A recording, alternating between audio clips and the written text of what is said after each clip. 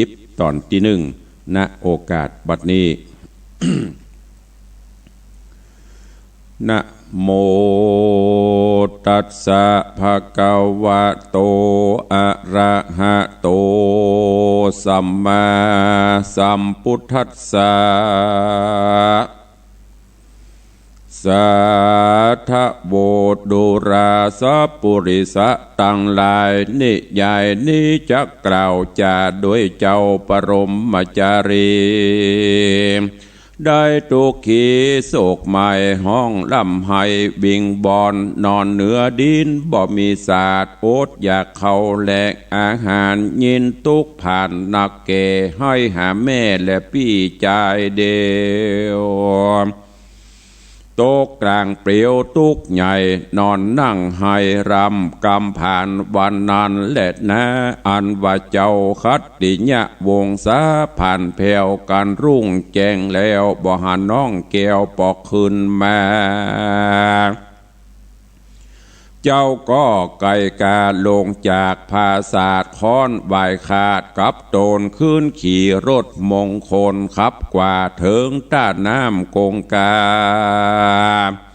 เสกาถามนเป่าค้อนใบเหล่าสามตียกขึ้นตีฟาดซ้ำยังแม่น้ำกงกาซอดนาในน้ำมาจุกรรมจุปายย่อหัวทะวายน้อมใบเจ้าโตนแก่นท้ายโตนเกี่ยวก็ใครจะว่าดูราสัตว์ต่างหลายม้วนหมู่อันอยู่น้ำกงกาในวันบาล่วงแล้วสู้ยังหันน้องแก้วกูจาจุงไข่มาทวนทีฮือหูตีสัจจังเดเตอตีนันสัตในน้ำทวนนาก็ตอบเจ้าฟ้าคัตติญะวงศาว่าข้าแด่เจ้าตี้ไหวตูหูข้าบ่ได้หันน้องเจ้าดิลีจุงพานี้ภายโพดฮือโป้นจากโตดตังมรณาเดเตอว่าอันเมื่อนอนเจ้าก็เอาคอนหวายจี้กว่าสัตว์อยู่ป่าดงดอนเขาก็จรมาจุนาคือจ้างมาราชสีตั้งเสือมีชะนีบางก้างและเจ้าก็เจียนจาว่าโดละสัตว์ตั้งหลายในป่าสูยังว่าภัยหันโตนจอมทันน้องแก้วมาเตียวแอวต่างดงจะเรือว่าอันตีนันสัตว์ในดงทวนนาก็ตอบเจ้าฟ้าองค์คำว่าบทานหันน้องเจ้าอันเตียวไต่เต้ามาดงและนาเจ้าคัตติญะวงศานอดเนาก็เอาค้อนกวักไกวในอากาศนกตั้งหลายหากบินมาเกินนกงวงงาตัวองอาจหัสดีลิงหากบินสูงต่างนกยุงกาละเวกต่างเอาการรีบบินมาเจ้าก็เจียนจ้าที่ถอยว่าดูรานกใหญ่น้อย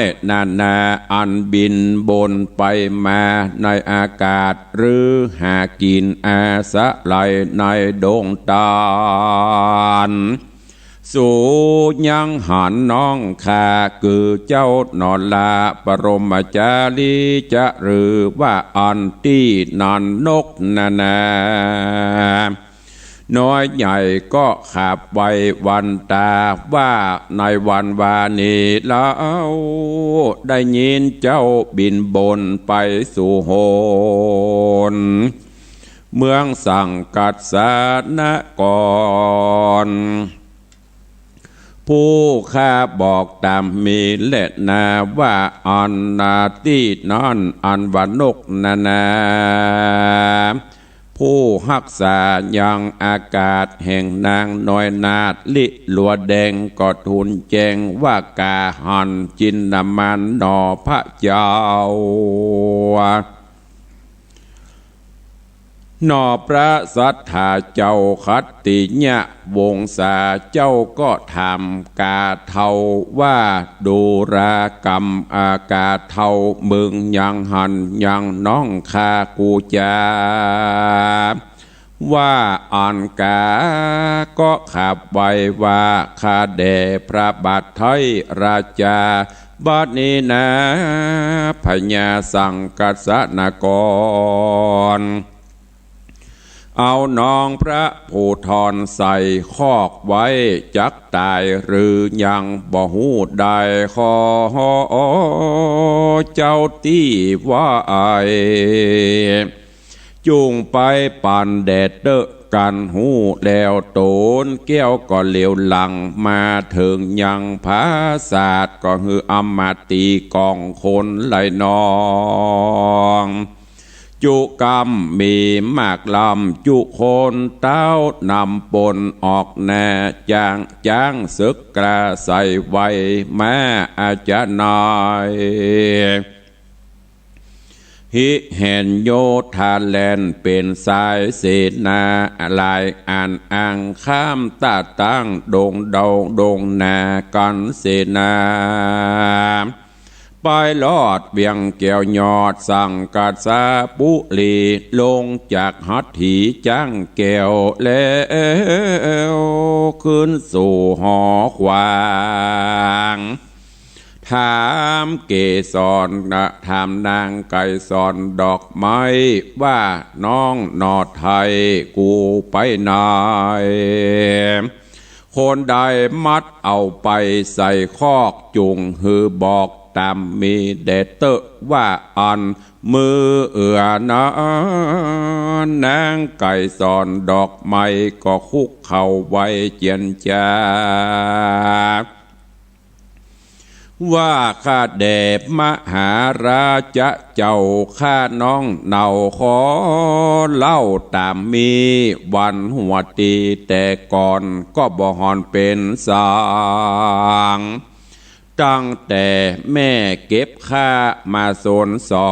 อุบายรอเจียนจ้าเจ้าพญา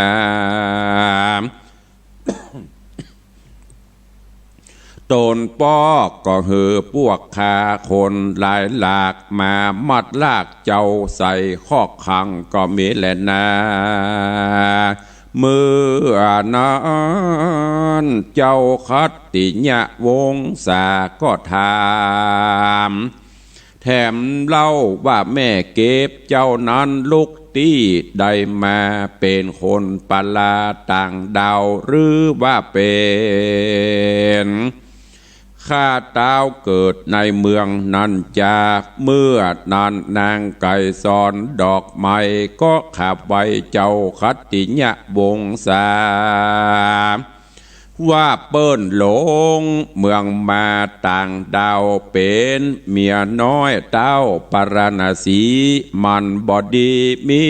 โตดใหญ่เต้าเอาใส่แปรไหลฝูงคนนายอ้อมบาดไปอาบน้ำกงกาดนั่ง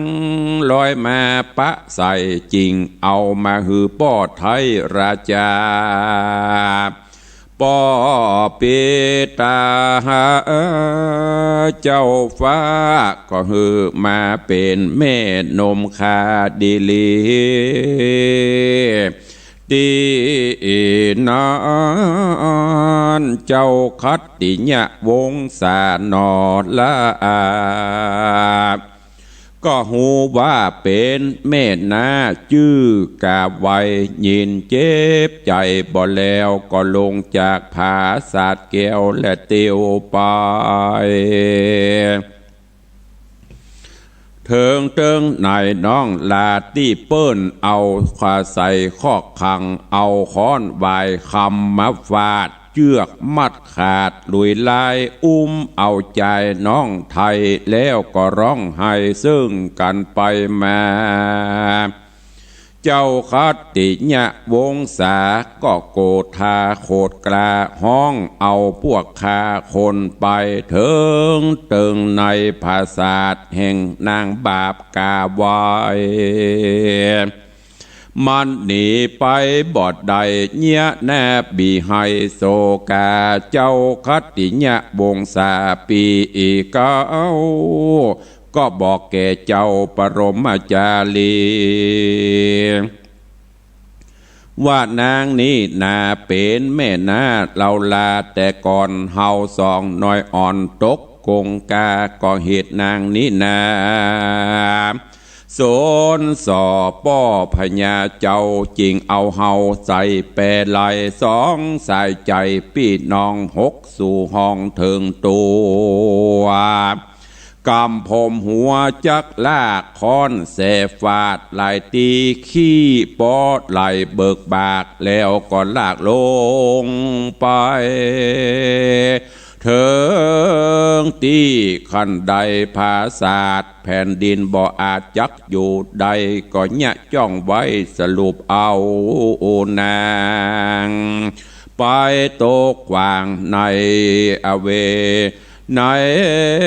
แผ่นปัทภีก็มีวานนั้นแหละนา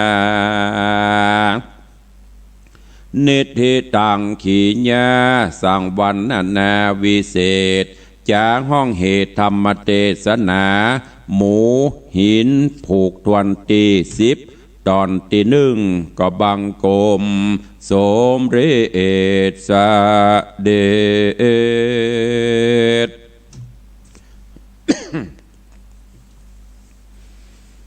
วันนี้ก็ได้เทศนาธรรมหมูหินผูกทวนตี10จะร้องเจตนาศรัทธาพอออกไม่ออกศรัทธาได้ฟังธรรมกันยามเจ้าวันนี้ก็ปอควรก่อนเพราะว่าจะได้มีเรื่องราวอูจากับพอออกไม่ออกศรัทธากันเนาะก็เดี๋ยววันพุธตุลุงจะมาสรุปตอนนี้คือฟังในเรื่องของหมู่หินในเจ้าวันนี้ก่อนอื่นก็ต้องขอยกมือ10 นิ้วกราบขอบพระคุณและอนุโมทนาบุญกับพระมหาเถรานุเถระ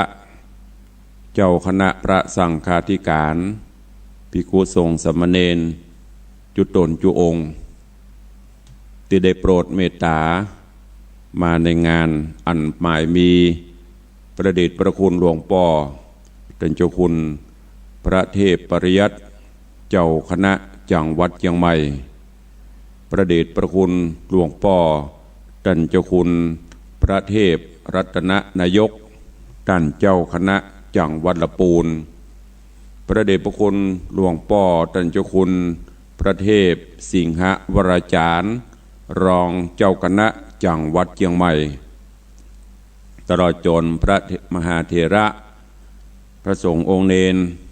ได้โปรดเมตตามาเจริญพระพุทธมนต์มาโปรดเมตตาฮับทักษิณาทานมาโปรดเมตตาสวดสะเดาะนพเคราะห์คือกับตนตัวกล่าวกับผมอาตมภาพและก็ขอ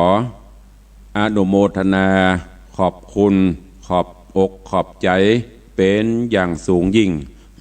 กับบรรดาปอออกแม่ออกศรัทธานาบุญศรัทธาสาธุชนญาติธรรมทุกท่านกูบ้านกูจองเนอะกูตำบลกูจังหวัดที่ได้มีจิตเจตนาศรัทธาอันแรงกล้าปากันเข้าสู่ร่มอารามวัดวังสิงคำเนื่องในโอกาสงานทำบุญครบรอบอายุวัฒนมงคลวันเกิดของตุลุงของอาตมาภาพครบ57 ปีและร่วมพิธีอันเป็นมังกละมงคลยิ่งในการหล่อสารูปหลวงพ่อพระสิงห์คำโดยทองคำบริสุทธิ์ที่เฮาเจ้าข้าทั้งหลายได้ร่วมกันบริจาคตั้งแต่วันที่ มกราคม 2562 เป็นต้นมาจนกระทั่งถึงวันหล่อหลอมเมื่อวันที่22 สิงหาคมที่ผ่านมาเวลาบ่ายโมง9 นาทีโดยทองคำบริสุทธิ์ทั้งหมด179 บาท2 กิโลป่ายกิโลหนึ่งเทียบเท่า75 บาทนี่ได้ทั้งหมดเป็นน้ำหนัก179 บาทสาธุชนญาติโยมโอ้ปีนี้อาตมาภาพตุลุงรู้สึกปลื้มปิติยินดีเนอะกับปออกไม่ออกศรัทธาสาธุชนทุกท่านสายบุญสายทานธรรมหลั่งไหลเข้าสู่วัดวังสิงคำอย่างมากปวงลวงหลายเป็นประวัติการ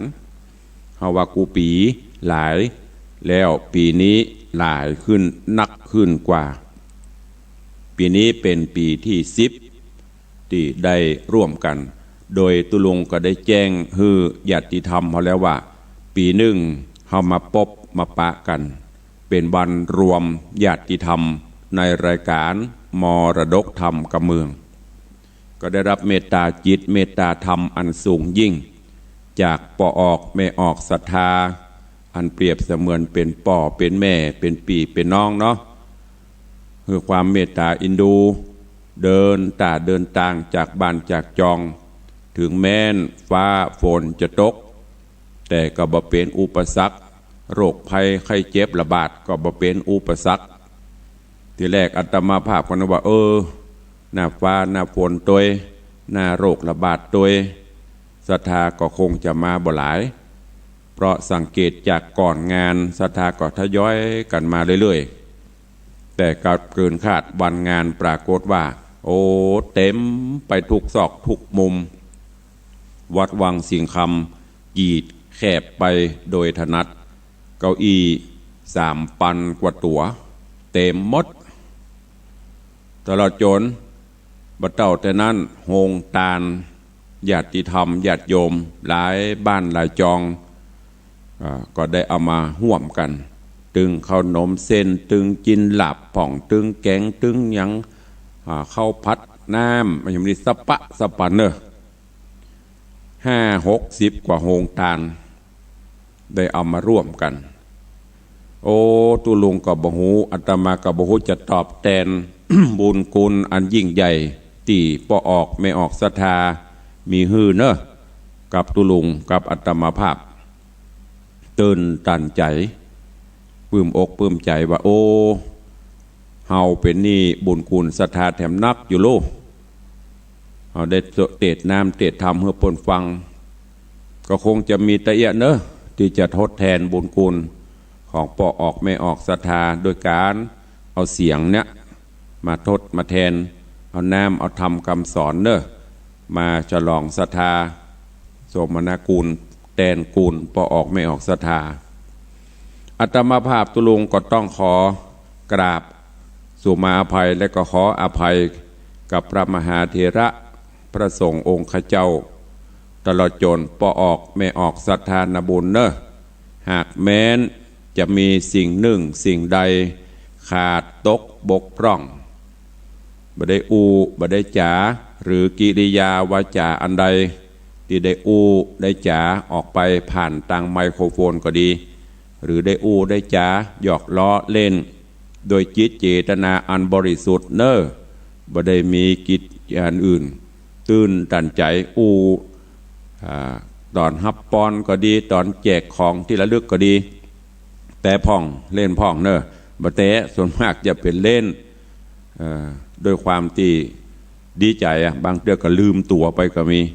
เล่นศรัทธาหยอกล้อศรัทธาบางเทื่อก็กึดเสร็จงานแล้วมากึดบางท่านบางคนเฮาเปิ้นว่านาจิตตังเนาะแต่95-97%ก็รู้สึกปลื้มใจก็อาจจะมีสัก1%-2%เตื้อบางครั้งเปิ้นบ่เคยฮู้ว่านิสัยใจคอตุลุงเป็นจะได้เนาะก็อาจจะมีพ่องโดยเฉพาะในช่วงของการเข้าถวายมุทิตาสักการะรับของที่ระลึก โอ้พอจะเงี่ยมจะเหยียบกันตุลุงปะต้องเติกเป็นเตื้อมันเตื้อพอใจบุบวับเพราะตัวเก่าก็โรคหัวใจตัวเองมีประจำตัวตัวเองก็ต้องตั้งสติ เพราะคนมันหนามันแน่นต้องจัดระเบียบจราจรก็จัดคนเดียวบางเตื้อก็ยืนถ้าไผ่ที่มานี่จะหันหมดอาการอากับกิริยาของตุลุงบางเตื้อมันก็ลืมคิงลุกยืนจัดระเบียบสถาบอกสถานนั่งลงบอกตั้งหลังรอก่อนยิ่งถ้าตอนแจกยิ่งกล่องของแจกของที่ระลึกตุลุงก็ได้เตรียมไว้2 อย่างคนที่มาแจกอย่างที่เปิ่นฝากซองปัจจัยมาแจกแหมอย่างบางท่านบางคนก็บ่ชอบบ่ถูกใจบ่เอานั้นจะเอาอย่าอี้บางท่านบางคนก็อันอุ้ยขอสัก3 อัน 4 อันเด้อจะไปให้หลานที่บ้านบางเตือตุลุงก็โอ้อุ้ยเหยคือเปิ่นที่มานี่ก่อนเนาะอันหลานนั้นมันอยู่บ้านอยู่ก็กลัวเนาะบาจ่าอย่างที่ได้อู้ออกไปกลัวมันจะบ่ถูกใจเนาะก็ต้องขอใจตังสถานีเฮานี้สุมาอภัยเนอะบ่ได้มีเจตนาอย่างอื่นอย่างไกลขอสุมาอภัยอันใดที่มันได้ล่วงล้ำโดยกายโดยวาจาโดยจิตโดยใจเนอะก็ขอสุมาอภัยกับปออกไม่ออกศรัทธานาบุญเฮาทุกท่านทุกคนตัวปลื้มปีติยินดีเป็นอย่างยิ่งปีหนึ่งก็อันเนี้ยเพราะว่าสืบชะตาอายุได้มาอูกันนัวไข้หัวกันม่วนได้มาปบมาปะกันอายุเฮาก็ยืนยาวขึ้นตุลุงบ่ฮู้จะเอากรรมอย่างมาอูเนอะเพราะมันตื่นตันใจเจ้าวันนี้ก็ตื่นเจ้ามาจะใดก็ต้องมาจัดรายการมาอูมาจะเน็ตจะเหนื่อยปันใดก็ต้องมาขอบคุณกับสถานบุญเนอะกูบ้านกูจองที่ได้ร่วมเป็นเจ้าภาพตนเงินก็ดีได้ร่วมเป็นเจ้าภาพสังฆทานก็ดีโฮงทานก็ดีหรือได้นำเอาทองคำมาให้มาหอมก็ดีเนอะตั้งแต่ต้นจนมาเสร็จสิ้นทุกกระบวนการขออนุโมทนาเป็นอย่างสูงยิ่งขอบพระคุณยิ่งบุญกุลอันยิ่งใหญ่ตีอีป่ออีแม่อันเป็นป่อเป็นแม่ทุเจ้าได้มาฮื้อกำลังใจได้มาร่วมปีในเฮามาปะกลางหนึ่งบางครั้งก็มาบางท่านก็อาจจะมาครบกูปีบางท่านก็เว้นปีก็เป็นอย่างฉะนั้นก็เจ้านี้ตุลุงก็ขออนุโมทนาขอบใจขอบคุณขอบพระคุณครูบาอาจารย์ตัวอาหารการกินบะลำหรือบะถูกปากจะได้หรืออาจจะขาดตกบกพร่องอันไหนก็ตามที่มันขาดตกบกพร่องวิจวดไปเนอะตุลุงขออัตมาภาพขอน้อมรับผิดแต่เพียงผู้เดียวส่วนใดที่จะเป็นบุญเป็นมหากุศลขอมอบเป็นบรรณาการฮืออีป่ออีแม่ญาติธรรมปอออกไม่ออกศรัทธาเฮาทุกท่านทั้งที่ได้มาก็ดีบ่ได้มาก็ดีที่ฟังอยู่ทางบ้านก็ดีเนอะบุญกุศลอันใดที่เฮาได้สร้างไว้ก็ขอมอบคือเป็นของขวัญเป็นกำลังใจคือได้ปกปักรักษาปอออกไม่ออกศรัทธาญาติโยมทุกท่านทุกคนทุกบ้านทุกจองคือได้มีความสุขกายสุขใจเนอะกรรมใดที่ท่านทั้งหลายมาอำนวยอวยพรฮือตุลุงฮือธรรมภาพก็ขอปอนอันวิเศษนั้นปิกไปสนองตอบแทนญาติโยมศรัทธาตัวแล้วก็ต้องสู่มาแหมแหมกรรมบางเตื้อป่ออุ้ยแม่อุ้ยอีป่อยแม่มาใครอู้ใครจ่ากันเนาะตุลุงอุ้ยฟังอีแม่ฟังแต่มันไม่ได้อู้กันโอ้เวลาแทบจะบ่มีวันนั้นวันค่ำตุลุงได้ฉันอย่างโอวันตีนมาเจ้าให้แก้วกาแฟตัวตอนเพลก็มีโยมบ้านอย่างคณะลูกหลานบ้านโฮจีนเปิ่นเอาโรตีขึ้นไปถวายบนที่ซูมจะตาบนวิหารครูบาอาจารย์เปิ่นก็ถวายโยมเอาโรตีไปหลวงพ่อ เอามาหมดแล้วเนอะถวายหมดละเปิ้นก็เอายื่นบอกว่าเอาไว้ก่อนโยมอันห้องต้องเหรอกะอันนั้นอ่ะได้ฉันตั้งแต่นั้นมากับแมลงกับมีกับนมบ่มีเวลาเลยจะอู้จะจาขอบคุณญาติโยมศรัทธากับได้ขอบคุณในวันงานเพราะมันกระชั้นชิดทีแรกจะแจกทานจับฉลากก็ปรากฏว่าบกพร่องขาดตกบกพร่องไปบ่ได้แจกบัตรห่างบัตรสกรรมก็เลยบ่ได้แจกสกรรมเพราะว่าปีนี้มันหลายงานซ้อนกันต้องเร่งเวลาตัวเองขณะที่กำลังรับแขกฮือปอนต่างช่างก็จะเอาทองคำก็ต้องลุกจากที่มาเปิดเอาทองไปฮือเปิ้นเพื่อเปิ้นจะหลอมขณะที่หลอมตองเปิ้นก็ตั้งเวลาพอได้เวลาเป๊ะก็ต้องเอาเข้าลงหลอมลงหล่อบางเตื้อก็เป็นตึงโคศกบางเตื้อก็เป็นตึงจราจรเป็นตึงพันลงเป็นสัปปะสัปปันเนอนี่คือนิสัยตุลุงจะเป็นจะยะบอกว่าจะมีงานบ่มีงานกลัวมันตกบกพร่องบางเตื้อก็ต้องคุมเองก็อาจจะมีอย่างที่มันแบบดีบางงามสลดสลัมออกไปก็ต้องขอสู่มาแห่งครั้งหนึ่งเนอะวันนี้ก็ขออาราธนาคุณพระพุทธคุณพระธรรมคุณพระสงฆ์บุญกินบุญทานปุญญาปารมีที่เฮาเจ้าข้าอีป่ออีแม่ญาติโยมศรัทธานบุญและตนตัวอัตมาภาพตุลุงได้ร่วมกันสร้างก็ขอกุศลนั้นบุญนั้นจงได้ปิกไปสนองตอบแทนฮือญาติโยมสาธุชนญาติธรรมทุกท่านขอท่านทั้งหลายได้มีความสุขกายสุขใจคือได้มีสุขภาพพลานามัยสมบูรณ์แข็งแรงท่านที่มีโรคภัยไข้เจ็บประจำตัวมีนักก็ขอฮือเบาบางมีน้อยก็ขอฮือมันลายหายไปอันที่มันจะมาใหม่ก็ขอฮือล่องลอยไปตามพายุหายไปเนอะขอฮือมีแต่สิ่งดีๆเข้ามาสู่ครอบครัวสู่ตนสู่ตัวแม่นจักหิก็ขอฮือปันมาแม่นจักหาก็ขอฮือมันปันได้จักกาจักขายก็ขอฮือกาแม่นขายหมานไปที่ไหนทางใดก็ขอฮือเป็นที่ฮักใคร่ของมนุษย์และเทวดาไปหันก็ขอฮือฮักไปหันก็ขอฮืออินดูก็ขอฮืออยู่ดีมีสุขเจริญไปโดยจตุรพิธพรชัยอันมีอายุวันนะสุขะภละมั่งมีสีสุขอยู่ดีมีสุขเหมือนกันทุกท่านทุกคนเด้อบัดเจ้าแต่นั้นขอกราบขอบพระคุณต่างสถานีวิทยุ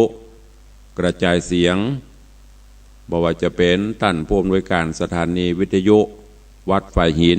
คือท่านเจ้าพระครูสมุวิสุวัตรวรกิโจผู้อยู่เบื้องหลัง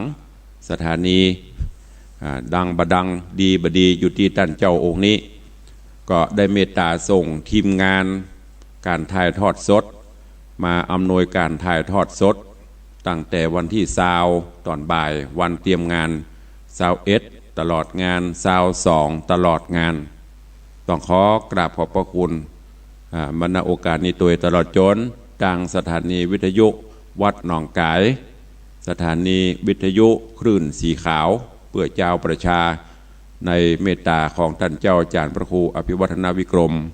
สถานีวิทยุคลื่น96ในเมตตาของท่านพระครูบายังกวงพระครูปรัตสุรเดชหลายๆคลื่นก็ได้เมตตาลิงสัญญาณถ่ายทอดคือพี่น้องพอออกไม่ออกสถานที่อยู่ทางบ้านทางจองได้รับชมได้รับฟังกันตลอดงานขอกราบขอบพระคุณเป็นอย่างสูงยิ่งตัวเอาละเนาะเหลือเวลาใต้รายการตุลุงอุไปก็จะเปิดให้ญาติโยมศรัทธาเนอะได้โทรศัพท์เข้ามาร่วมในรายการก็รายชื่อรายนามศรัทธานาบุญตุลุงก็จะได้พิมพ์เอาไว้กูปีเนอะเพราะว่าถ้าเราจะนำมามาจ่ามาประชาสัมพันธ์ในรายการวิทยุก็คงจะใช้เวลาหลายมื้อหลายวันเนอะกว่ามันจะจบนะไอเบียวว่าจะได้ขอให้ตัวลุงมีสุขภาพแข็งแรงนะครับครับขอบพระคุณเนอะรายการเป็นเบิร์นขอให้อายุ100 นะครับครับสาธุเนอะเจริญปอนขอบคุณเนอะไอเบียวผ ผู้พิการทางสายตาได้อำนวยอวยพรก็ขอบอนนั้นปิกไปสนองตัวเนอะตุลุงก็จะจดเอาลายหมายเอาชื่อไว้บ่ต้องกลัวเนอะจะสูญหายไปที่ไหนอย่างปีเนี้ยบางท่านที่ตุลุงส่งบัตรเจิญส่งซองไปบางท่านได้2 ซอง 3 ซองก็เพราะรายชื่อมันซ้อนกัน2 ปี 3 ปีก็จะส่งไปเนอะโอ้ปัดติ้วบัดได้ติ้วมาสักกรรมว่าจะได้ถึงเราได้ไปก็เหมือนได้ไปตุลุอยู่บ้านนอนฟังสบายเนาะแบบไม่ได้นอนเลยวันนั้นยังสวดอิติปิโสกับตุลุงอยู่ดีละโมทนาบุญได้บุญเต็มเหมือนกันเนาะสาธุได้บุญเหมือนกันอยู่บ้านก็ได้มาก็ได้เนอะท่านอายุมั่นยืนยาวเนอะสาธุจะไปละไปลืมกันเด้อจะเลินปอนสาธุจะตั้งใจใส่กันทำให้ใหม่นะหอมตั้งแต่วันนี้ไปจนถึงปีหน้าเนอะวันละบาทเนอะสาธุจะเลินปอนจะเลินปอนสายต่อไปร้อยสาเจ้าจะเลินปอนว่าจะได้ก็เพราะว่าร้อยคอดนะเจ้าข้าเจ้าไปแล้วข้าเจ้าเนี่ยภูมิใจนะเจ้าขอโจทย์จำไว้ตลอดชีวิตนะเจ้าค่ะสาธุเนอขอให้ท่านมีความสุขยิ่งขึ้นไปนะเจ้าสาธุเจริญปอนเจ้าจากวัดศรัทธาวัดละเคาะฟังเสียงพี่น้องประเทศเป็นพี่น้องไตขอบคุณอนุโมทนาบุญเนอบอนใดที่อวยปอนเฮือตุลุงเฮือตามาก็ขอปอนนั้นปิกไปสนองทุกท่านเนอเจริญปอนไหว้สาเจ้าสัมภุอายเปิดแล้วเอาของขวัญไปฮื้อวะน่าจะรู้เจ้าไม่ใหญ่ก่อเอาวิทยุไปจับฉลากบ่ได้จับสักกรรมตุลุงพอดีมีเนนมาช่วยงานตุลุงขอเนอะจะไปฟังทำดีแล้วไปสลองสดาเลือถวายเนนไปเห็นเนอะแล้วเจ้าดีแล้วเจ้าเนนว่าจะไว้ฟังทำเอาไปเถอะไปเพื่อนเอามาให้แจกตุลุงบ่ได้แจกขอบคุณนักเนอะแม่เนอะขาดตกบกพร่องประการใดขอสู่มาอภัยตัวเนอะถามมาใจบ่ได้ทีอย่างรอถวายเงินก็ดีแล้วรอเจ้าบ่ใจว่าที่วันงานแต่อูจ้าบ่ม่วนจะได้จะน้องบ่อันอย่างที่มันขาดตกบกพร่องสู่มาเนอะสาธุเนอะสาธุเจ้าเจริญปอนโยมแม่จันดีนมัสการนึกว่าบรรลุประกายแต่ว่าลูกมากับไปงานปิดศพหลวงปู่ละเขาอยู่วัดรู้เนาะลูกปูนมากับเปิ้นฉันเพนบ่ได้ฉันฝังปีกมาเก็บครัววันนั้นแม่เขาไปกราบเปิ้นน่ะโอ้เขาโคโซกูว่าใหญ่ลูกวังเสียงคำมาจักหลายหรอกโอ้แม่ของลูกวังเสียงคำน่ะมากับไปแม่ครัวไปเปิดประกาศจิวประกาศอนวยนะคะขอบคุณนักเนอะแม่เนอะขอบุญรักษาเหมือนกันเนอะเจ้านมัสการเจริญพรอนุโมทนาตัวสาธุขอบคุณโยมแม่จันดีวิสุทธินันโอ้โยมแม่ก็ช่วยสปะช่วยตึงเข้าตึงน้ำช่วยตึงสตุ่งสตางสปะสปันกูงานกูปีหลายท่านหลายคนเนอะที่บ่สามารถชื่อน้ำได้สุมาอภัยตัวมาตึงกันหลวงกันหลายอายุ80-90มาอวยพรก็ขอบคุณตัวหั่นเสือใต้มาละเจริญปอนสาธุเจ้าวันนั้นสุมาอภัยเนอะมาได้ตักได้ตายดีปิกกับบลาไปบลามาบ่ไหวหายแซ่บมันเข้ามาได้เลยเจ้ากลัวโดนเยี่ยมแหละนักเกินเจ้าเนื้อว่ากลัวโดนเขาเยี่ยมกลัวกับเจ้าขอบคุณนักเนอะแม่เนอะไปถ่ายรูปรับท่านอยู่เป็นร่มโพล่มไทรของคณะสัทธาตลอดไปมันเมินเจ้าดูแล้วไปถ่ายรูปต้นตัวเก่าก่อนมาได้ถ่ายเจ้าเข้ามาได้เจ้าไม่ใช่น่าลืมมันลืมบอกเพื่อนเอาปักผู้รอปักจื่อขึ้นตัวให้หรอถ้าบัตรสังเกตกันที่ไหนกับโบเข้า กระต้นสูงขนาดต้นละแสนขนาดรวมมีห้องแม่จันดีรวมกับฮันโบโลจื้อมาฮันเหรอเจ้าสาธุเนอบานคนก็นักขอบคุณอนุโมทนาบุญเนอบุญรักษาเจ้าปลื้มมากๆเลยสาธุเจ้าเจ้าลงก่อนหลุดไปละหันขอบคุณนักเนอโยมแม่ประณีท่านหนึ่งอันนี้ก็อุปถัมภ์อุปถากกูปีกูงานวันนั้นลืมบอกเปิ้นอันฮับเป็นต้นไปว่าต้นมีไหนปุ้นตุลุงเอาไปปักต้นใหญ่ให้หมดของแม่ประณี20,000ของแม่ยันดี10,000ของไผ่มารวมแล้วเป็นแสนจื้ออยู่ที่ต้นใหญ่ให้มันถ้าบ่สังเกตลืมบอกไปวันนั้นบ่ได้ประกาศจื้อไผ่เป็นไผ่ปะ มันเวลามันจะอู้อย่างกระผมได้อู้คนก็นักก็หลายลงมาปั่นปอนจะปะโทอย่างที่สถาเฮาหันนั่นเนอะ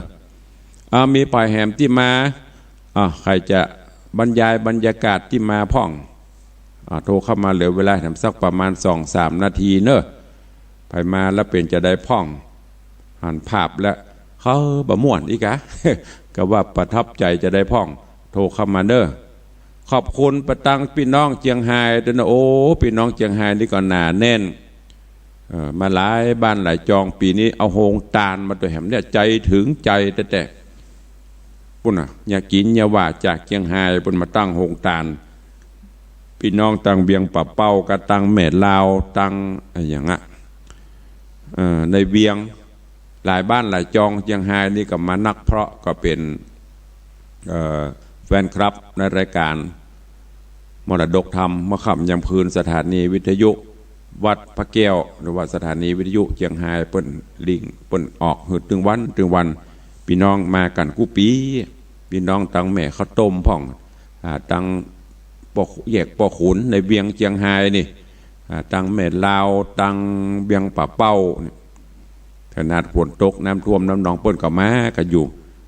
และที่พิเศษสุดใจถึงแต่ก็คือปุ้นป้อนานประเสริฐนาน้อยจังหวัดน่านปุ้นเดินทางมารายงานตัวมาแล้วเนอผมนะครับป้อนานประเสริฐจากนาน้อยจังหวัดน่านใจถึงแต่มางานนี้โดยเฉพาะจากน่านปุ้นมาแล้วก็หลายๆจังหวัดลำปางก็มานักคุณหมอจำอย่าชื่อไปลืมไปนะแม่ป้าหมอคุณหมอมากันหลายบ้านหลายจองไม่ได้ตักไม่ได้ตายทั่วแม่เจ้านี่ยังมี3 คนเรียกกับฟังตุลุงเวลาจะหมดแล้วเนอะฟังตำบ้านต่างจองจะไปนั่งให้เนอะตุลุงอู้ไปขอบคุณทุกท่านเนอะเอาละเวลาก็หมดละเดี๋ยววันต่อไปเฮาก็อู้ก็จ่ากันเนาะวันนี้ได้มาเทศทำฉลองศรัทธาแตนบุญแตนกุลเห็นหน่อยแล้วก็มาอู้มาเอ่ยกันเวลาก็หมดลงพอดีขอนำรายการจากปออกไม่ออกศรัทธาไปก่อนเนาะตอนนี้ไปก็จะได้พบได้ปะกันถึงวันเนอะขอความสุขสวัสดีจงบังเกิดมีกับทุกท่านอยู่ดีมีสุขเจริญไปด้วยจตุรพิธพรชัยอันมีอายุวันนะสุขะพละเหมือนกันทุกท่านทุกคนเนอะขอจะ